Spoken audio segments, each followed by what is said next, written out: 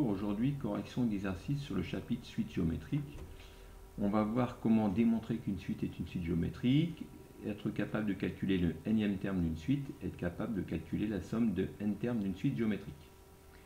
On va partir de différents exercices pour voir ces différentes notions. Premier exercice proposé, donc la taille d'un bambou est multipliée par 1,05 tous les mois. Première question, la suite de nombres correspondante à la taille du bambou est-elle croissante ou décroissante? Et deuxième question, si la taille du bambou est de 1,2 m le premier mois, quelle sera sa taille au bout de 10 mois? Alors pour ça, eh bien, sachant que la raison est de 1,05, la raison étant supérieure à 1, donc cette suite est donc bien une suite croissante. Et comme on multiplie toujours par 1,05, c'est pour ça que c'est bien une suite géométrique. On veut calculer la taille du bambou le 10e mois, donc nous on sait que UN c'est U1 fois Q puissance N-1. Est-ce que je connais U1? Oui, parce que U1 est de 1,2, le premier mois il mesure 1,20 m, et on sait que la raison est de 1,05. Donc on n'a plus qu'à faire le calcul et on tombe sur 1,86 pour la taille de ce bambou au 10e mois. Deuxième exercice proposé. On a ici un tableau avec des années et le nombre d'habitants correspondant. La question qui vous est posée, c'est si cette évolution continue, combien d'habitants aura le village en 2028?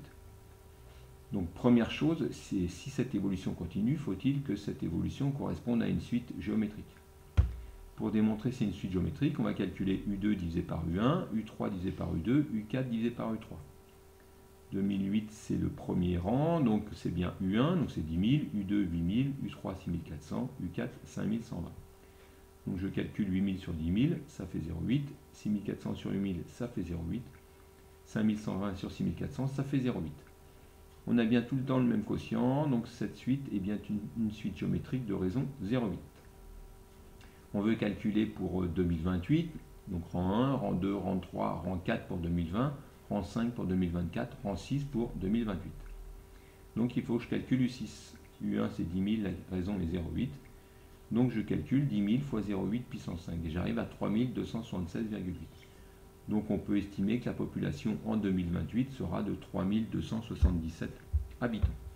On peut vérifier tout ça à l'aide d'un tableur. Alors comment faire pour vérifier ça à l'aide d'un tableur? Donc nous on a les données suivantes.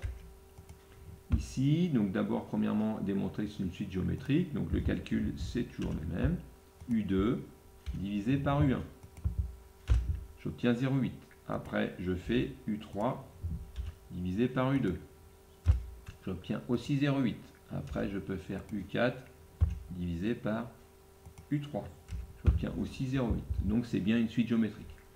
Maintenant, je sais que c'est une suite géométrique, donc je peux calculer le terme pour 2024-2028. Donc, terme précédent multiplié par la raison est 0,8. J'obtiens 2024. Après, j'ai plus qu'à descendre la formule pour savoir ce qui se passe en 2028 et je obtiens de nouveau mes 3276,8. Donc 3277 habitants en 2028. Voilà pour cet exercice. Alors, exercice suivant. Exercice numéro 3, je vous propose deux cas. Premier cas, on a un versement de 400 €. Premier versement 400 €, une augmentation de chaque versement de 3%. Et on me demande de calculer le 24e versement et le total des 24 versements. Je sais que c'est une augmentation de 3%, donc c'est une suite géométrique, et la raison est de 1 plus 3%, c'est-à-dire 1,03.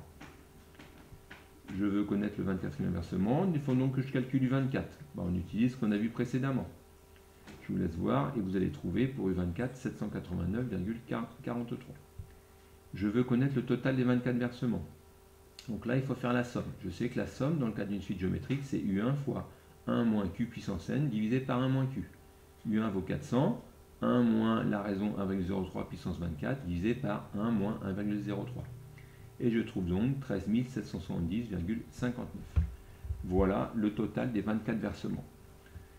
Deuxième question, donc là on est sur un premier versement de 600 € et c'est une réduction de 4%. Réduction de 4%, donc la raison est de 1 moins 4%.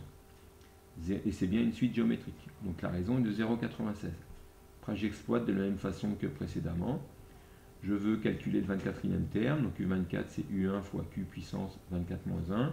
U1 vaut 600. La raison est de 0,96. Donc 600 fois 0,96 puissance 23. J'obtiens le montant du 24e versement, 234,63 €.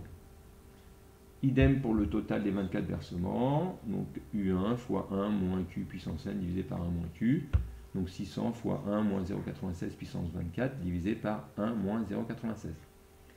Et le total des 24e versements pour ce deuxième cas est de 9 368,80 €. Dernier exercice proposé. On veut constituer un capital. On sait qu'on a versé le premier mois 250 € et on verse les mois suivants 3% de moins que le mois précédent. Donc la question qui vous est posée, c'est est-ce qu'au bout de 24 mois, j'aurai au moins 4 500 € sur mon compte et sur mon capital? Est-ce que mon capital sera au moins de 4 500 €? Donc si je veux répondre à cette question-là, il va falloir que je fasse la somme de tous mes versements. Donc premièrement, est-ce que je suis dans le cadre d'une suite géométrique? Oui, baisse de 3% à la raison de 0,97.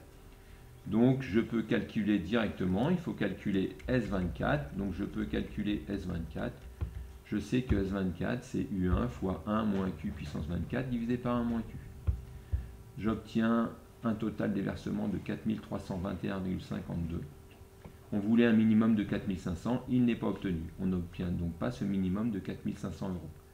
Voilà pour la correction de ces exercices sur les suites géométriques.